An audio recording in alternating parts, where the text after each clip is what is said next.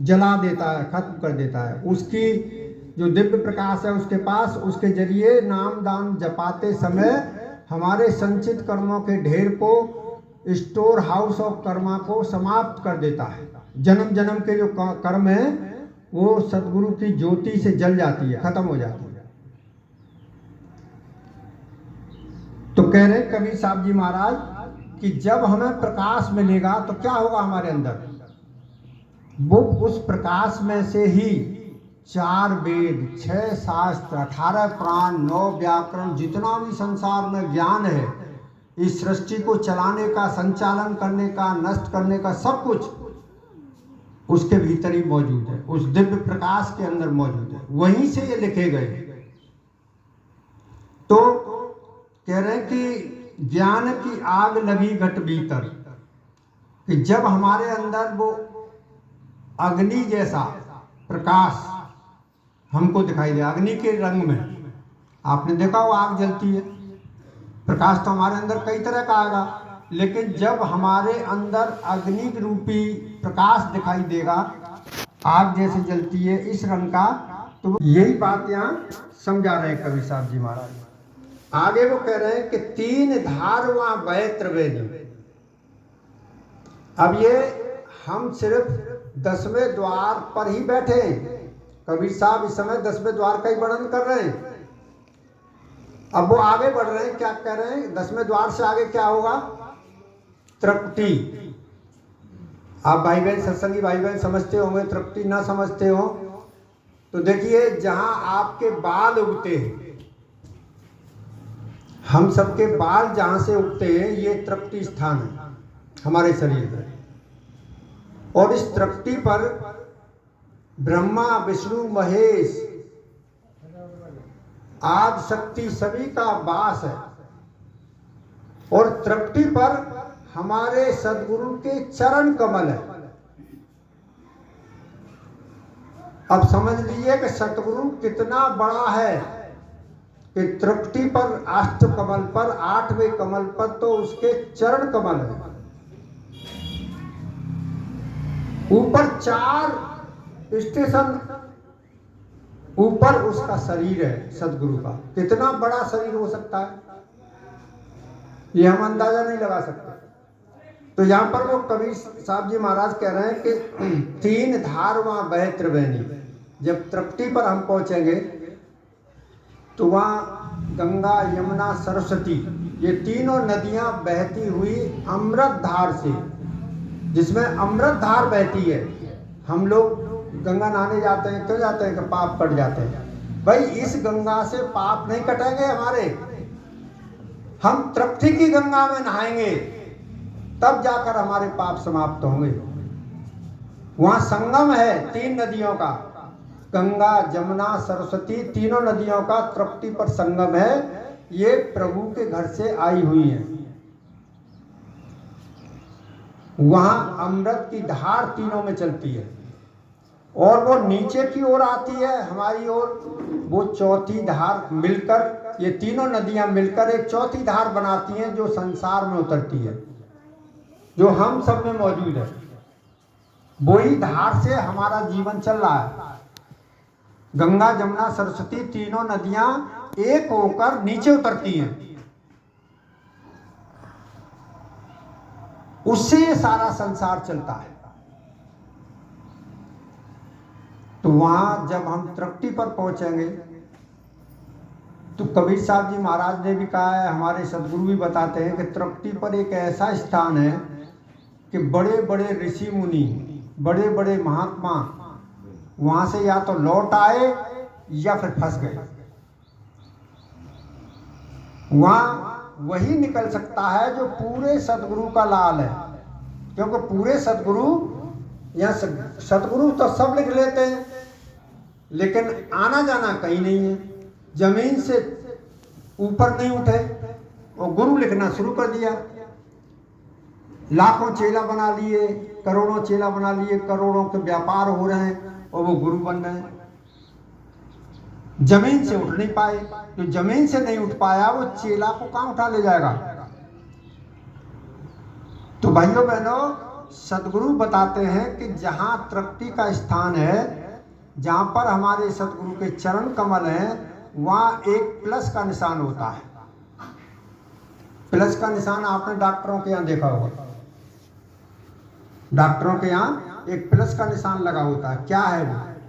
Doctor क्यों लगाते हैं उसे? कभी आपने गौर किया कि डॉक्टर प्लस का निशान क्यों लगाते हैं, रेड का क्यों नहीं लगाते? प्लस का मतलब होता है जीवन, जीवन देने वाला स्थान। डॉक्टर क्या करते हैं? डॉक्टर हमें जीवन देते हैं, इसीलिए डॉक्टरों के यहाँ ये प्लस का निशान होता है। तो तृप्ति पर भी प्लस का निशान होता है। वहां चारों ओर के लिए रास्ते जाते हैं, और जो लोग अधूरे गुरु के चेला होते हैं वो क्या होता है, या तो इधर चले जाते हैं या इधर चले जाते हैं या फिर नीचे लौट कर आ जाते हैं। उन्हें ये पता ही नहीं चलता, क्योंकि वो जो प्लस का निशान है तृप्ति पर, वो कोई ऐसे टिका हुआ नहीं है। ध्यान रखना भाइयों बहनों, वो इतनी तेज रफ्तार से चलता है कि कोई भी उसे रोक नहीं सकता सतगुरु के अलावा। एक पंखे की तरह रफ्तार चलती है उसकी, चार पंखड़ी होती है, चारों पंखे की तरह रफ्तार होती है उसकी। और गुरु जो होते हैं पूरे अपने शिष्य को जब ज्ञान कराते हैं चारों रास्तों का, तो वो रोक देते हैं, उसे आकर रोक देते हैं और चेले को, शिष्य को दिखा देते हैं कि देख ये रास्ता लेफ्ट है, ये इंगला है, ये पिंगला है और ये सुषुम्ना है। इसका ज्ञान पूरे सतगुरु को होता है। इंगला पिंगला सुषुम्ना आपने शब्द सुने होंगे संगत में। तो ये वही तृप्ति का खेल है। इंगला डेरे हाथ के रास्ते जाता है, उसको इंगला कहते हैं, और सीधे हाथ को रास्ता जाता है उसे पिंगला कहते हैं, और जो ऊपर को रास्ता जाता है उसको सुषुम्ना नाड़ी कहते हैं, सारक का रास्ता कहते हैं। वो केवल एक ही रास्ता जो सुषुम्ना नाड़ी है, सारक का रास्ता है, वही परमात्मा के घर जाता है। तो एक पूरे गुरु का लाल इस चीज को जान पाता है और वो निकल जाता है। नहीं तो बड़े बड़े लाखों वर्ष तपस्या की लोगों ने, शरीर जलाए और बड़े बड़े वो करते हैं क्रियाक्रम, लोग यज्ञ कर रहे हैं, हवन कर रहे हैं, कथा भागवत बैठा रहे हैं और तमाम दुनिया के काम कर रहे हैं, उनको इसका ज्ञान नहीं हो पाता। तो जो ये दिखावे के रास्ते हैं, ये भक्ति के, ये संसार को दिखाने के लिए है। और इसमें नाम तो हो सकता है, लोग बड़े बड़े यहाँ आए महात्मा साधु और नाम हुआ उनका, लेकिन अब कौन जानता है उन्हें? कोई नहीं जानता। जो सद्गुरु रहे, जिन्हें इसका रास्ता मालूम है, उनके नाम मशहूर हैं सदियों से। तो यही बात यहाँ कबीर साहब जी महाराज समझा रहे हैं। कह रहे हैं कि 5 चोर जा काया नगर के अपने आप दिगर गए। 5 चोर हैं जो हमें इस रास्ते पर जाने नहीं देते। वो 5 चोर किसने लगाए? काल ने, काल निरंजन ने 5 अपने पहरेदार लगा रखे हैं कि इस रास्ते को पकड़ ना पाए कोई। कौन से 5 चोर हैं? हमारी काया में 5 जो चोरी कर रहे हैं, हमारी रूहानियत को, हमारे प्रकाश को हमें दिखाई नहीं देने दे रहा, हमारे रास्ते को रोक रहे हैं। वो है काम, क्रोध, लोभ, मोह, अहंकार। ये अहंकार आ जाता है। और भाइयों, इन सब में बड़ा जो शुरुआत होती है वो अहंकार से होती है। हमारा रास्ता रोकने का सबसे बड़ा जो पहरेदार है वो है अहंकार। हर मनुष्य को, चाहे वो किसी मतलब का नहीं है, छोटे से छोटा मनुष्य है, गरीब से गरीब है, लेकिन अहंकार उसमें भी भरा पड़ा है। देखिए, एक किस्सा है छोटा सा, बुरा न माने। आजकल हमारे इस संसार में दारू का बड़ा, शराब का बड़ा शौक हो गया है। गांव गांव, घर घर में शराब चल रही है। तो अहंकार क्या करता है मालूम है? अहंकार में इंसान अंधा हो जाता है।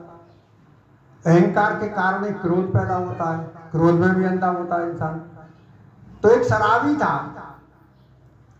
शराबी धुत नशे में जा रहा था कहते हैं कि अहंकार अंधा होता है, अहंकार जब आता है तो कुछ दिखाई नहीं देता उसको क्या है, असलियत क्या है। अहंकार में क्रोध आता है, वही लड़ाई झगड़ा हो जाता है और आदमी मर जाते हैं। क्या होता है, सारा जीवन नष्ट हो जाता है। तो वो शराबी चला जा रहा था नशे में इधर उधर, इधर से क्या हुआ, सामने से एक राजा हाथी पर आ रहा था, हाथी पर चला आ रहा था और 10-5 उसके सिपाही संतरी थे साथ में। तो वो शराबी से सिपाही संतरियों ने कहा हट हट एक तरफ हट। तो शराबी कहने लगा कौन है भाई तू, क्योंकि शराब के नशे में आदमी को कुछ नहीं दिखाई देता। अरे कि भाई राजा साहब आ रहे हैं, अरे कि राजा साहब आ रहे हैं। तो मैं का राजा नहीं हूं, मैं भी राजा हूं। वो लोग गुस्से से उसको हटाने लगे, लेकिन वो शराबी नहीं हटा। हाथी पास में आ गया। जब हाथी पास में आ गया तो राजा ने कहा भाई ये क्या बात है, क्यों नहीं हट रहा, क्या चक्कर है। तो उससे पूछा भाई तू चाहता क्या है। राजा ने कि मैं ये चाहता हूं कि इस हाथी का क्या मोल है बता, हाँ हाथी का पैसा बता, मोल खरीदूंगा मैं। अब मंत्री जी ने कहा राजा से, राजा कह रहे ये क्या पागलपंथी कर रहा है, शराबी, इसको समझाओ। फिर खींच खांच के उसको अलग किया और राजा ने कहा कि चलो कल इसको कचहरी में बुलाना, आज तो ये नशे में। और सुबह नशा उतर गया उसका। जब सुबह उतर गया तो सिपाही संतरी पहुंचे और उसको पकड़ लाए और राजा के सामने खड़ा किया कि हाँ भाई हाथी खरीदोगे। तो शराबी कहने लगा महाराज खरीददार तो चला गया। तो भाइयों ये हम सबकी हालत है कि हम नशे में चूर रहे हैं, अहंकार के नशे में। एक अहंकार भी बहुत बड़ा नशा है, इसके बराबर कोई नशा नहीं है। जब आदमी को अहंकार होता है तो उसका विनाश होता है। फिर अहंकार महाप्रबल है, घन गर्जे अंधियारी। तो ये 5 चोर हैं, काम, क्रोध, लोभ, मोह, अहंकार, ये हमको बर्बाद कर रहे हैं। तो कह रहे कबीर साहब जी महाराज कि जब हमें सदगुरु मिल जाते हैं तो ये 5 चोर स्वयं ही अपने आप हमारी काया से निकल जाते हैं।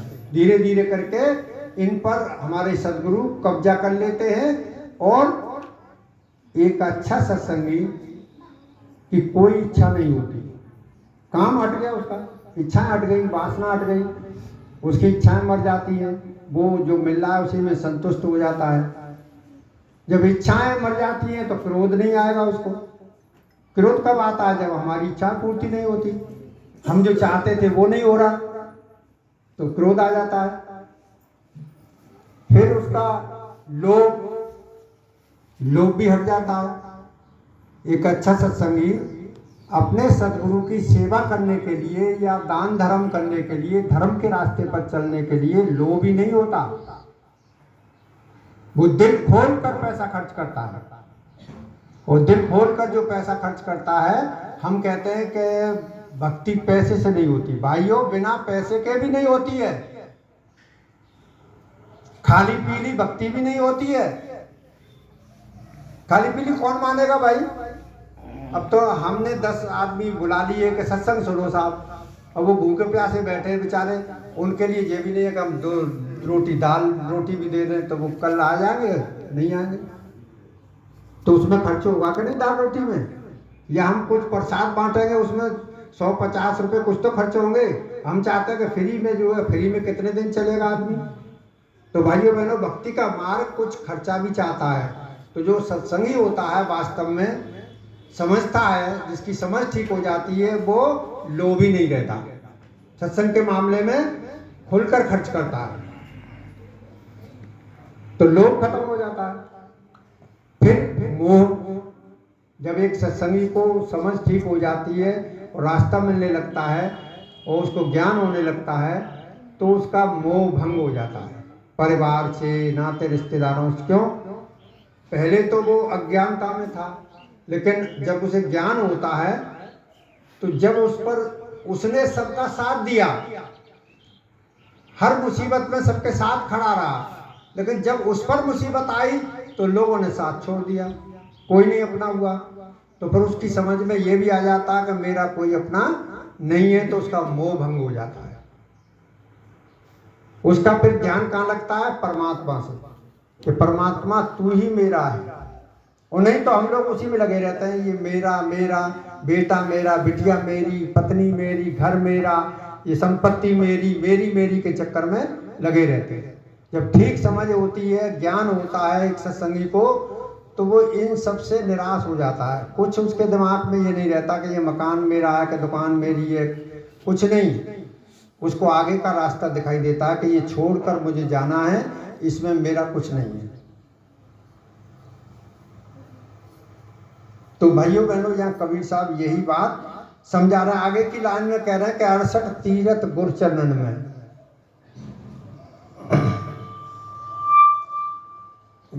68 तीरथ गुर चरणन में बे तीरथ हम कर ले रही। अब जैसे वेद शास्त्र पढ़े हम, तो भाइयों बहनों, हम 68 तीर्थ तो कोई जा नहीं सकता। 68 तीर्थ कोई द्वारका है, कोई केदारनाथ है, कोई बद्रीनाथ है, कोई काशी में है, कोई कचू, कहाँ कहाँ हम घूमेंगे। और आज तक मेरे ख्याल में बाई चांस कोई एक आदमी ऐसा निकल आया हो जिसने 68 तीर्थ कर लिए हो पूरे, नहीं, कोई नहीं कर पाता। तो 68 तीर्थों में हम कहाँ कहाँ घूमेंगे। लेकिन वेद और शास्त्र और जहाँ तक देवी देवताओं ने भी ये बताया है कि जो 68 तीर्थ हैं, जिसने गुरु के चरण कमलों में बैठना शुरू कर दिया, जिसने गुरु बना लिया, उसके वो 68 तीर्थ पूरे हो गए। एक वाक्य मुझे याद आता है कि 68 तीर्थ किसने पूरे किए।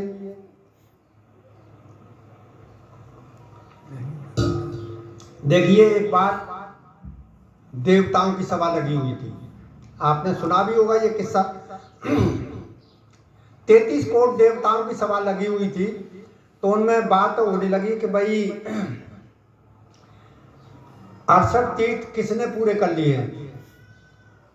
तो किसी देवता ने नहीं पूरे किए थे, सबने कहा मैंने 1 किया, मैंने 2 किया कोई।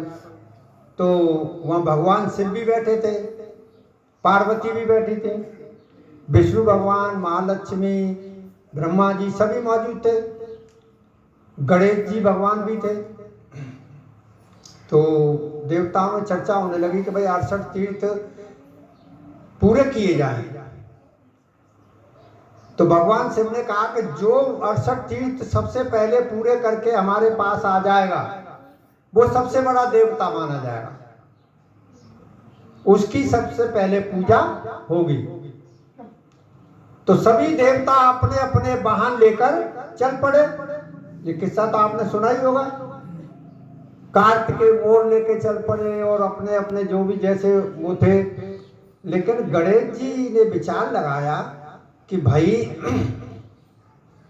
ये 68 तीर्थ मैं कैसे कर पाऊंगा, मेरे पास तो छोटे से चूहा की सवारी है, मेरा चूहा जो है सालों साल चलेगा तब कहीं एक जाके उस पर पहुंच पाऊंगा मैं। और उनके दिमाग में आया गणेश जी के में कि भाई बताते हैं वेद शास्त्र के 68 तीर्थ गुरु के चरणों में है, तो मेरे माता पिता और मेरे गुरु ये भगवान शिव और पार्वती हैं, तो मैं तो इन्हीं के चरणों में चक्कर लगा लेता हूँ। उनके दिमाग में आ गई। तो उन्होंने चूहा लेकर भगवान शिव और पार्वती के चक्कर लगा कर बैठ गए। अब सारे देवता 68 तीर्थ में लौट कर आए, कोई 2 दिन बाद आया, कोई महीने भर बाद आया, कोई 15 दिन बाद आया, सब आते जाए। लेकिन सबने देखा कि गणेश जी यहाँ से शायद गए नहीं है। सबने दिमाग लगाया गणेश जी यहाँ से गए नहीं है शायद तीर्थों पर। तब जब सब इकट्ठे हो गए तो उन्होंने पूछा कि महाराज बताओ कौन विजेता रहा, कौन पहले आया 68 तीर्थ करके। तो भगवान शिव ने कहा कि भाई गणेश जी पहले आए। तो देवता कहने लगे महाराज हमने तो गणेश जी को यहाँ जब लौट कर आए तब यहाँ बैठे देखा है, ये तो गए ही नहीं तीर्थों पर। तो भगवान शिव ने समझाया कि हे देवताओं सुनो, ये 68 तीर्थ गुरु के चरणों में है मौजूद, और मैं गणेश का गुरु हूं। ये मेरा पुत्र है, इसने माता पिता समझकर, गुरु समझकर मेरे ही चक्र लगाए हैं, इसलिए ये सर्वप्रथम पूज्य है, यही जीता है इस बाजी को, इसीलिए भाइयों बहनों देखा होगा आपने गणेश जी का पूजन सर्वप्रथम होता है। इसी कारण 68 तीर्थ करने के कारण ही गणेश जी पूजे जाते हैं। तो यहाँ पर वही बात कबीर साहब जी महाराज समझा रहे कि 68 तीर्थ गुरचरणन में 100 तीर्थ हम कर ले।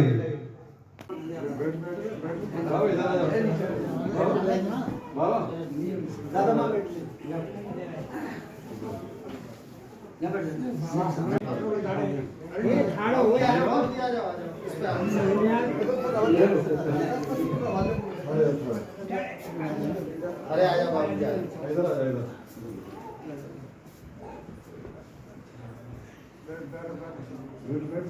आप ही आओ, खाली पड़ा है। आ जाओ, तुम पर आ जाओ तो महाराज जी अपन नहीं बैठ नाच रहे हैं, बैठो आ जाओ। तुम दे दो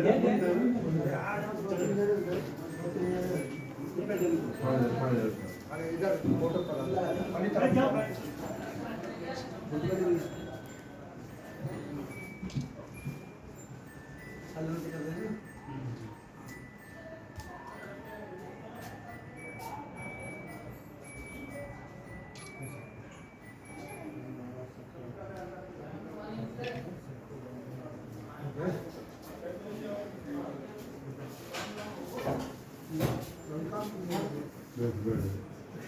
भाई तो तुम लोग बांटो, आप ही बांटो। आप ही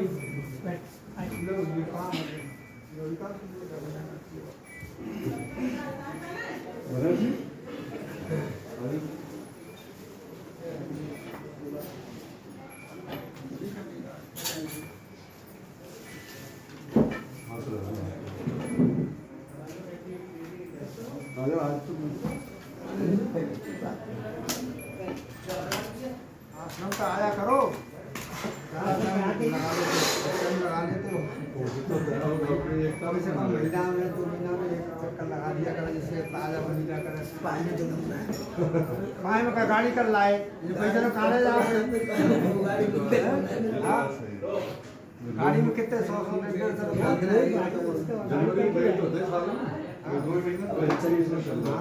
2 महीना बाद चक्कर लगा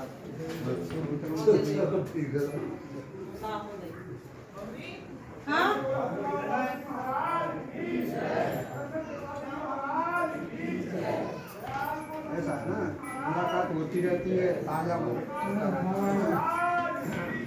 होती रहती है, ताजा कुछ न कुछ लाभ ही देंगे वो तुम्हारा। सब गुरु महाराज के पास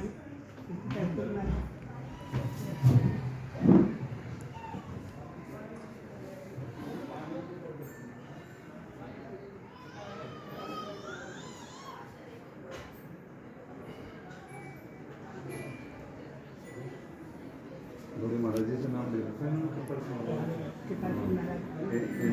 इन्होंने ही हमारे गांव में जितनी संगत है ना, इन्होंने बढ़ाई सब। इन्होंने डबल बख्शिश करी ना।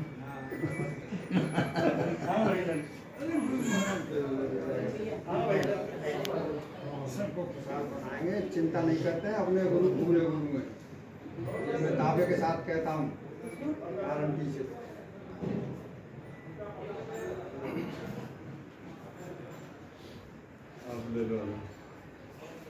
मैं तो ये समझो आप बोलो मेरे बारे में जानकारी करेंगे तो मैं तो गुरु महाराज के पीछे लड़ाई की है सबसे। हाँ, मैं किसी के रोके रुका नहीं, पूरा मिशन एक तरफ हो गया था, महाराज जी मेरी तरफ से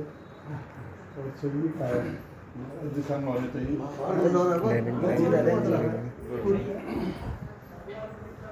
एक तरफ कुछ नहीं कर पाएगा बाबा तो कर लो जो रह गए कुछ हम लीजिए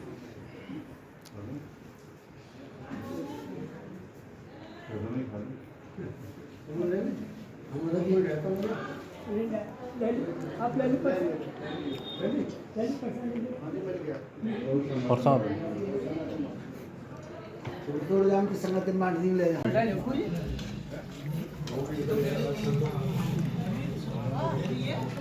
गणेश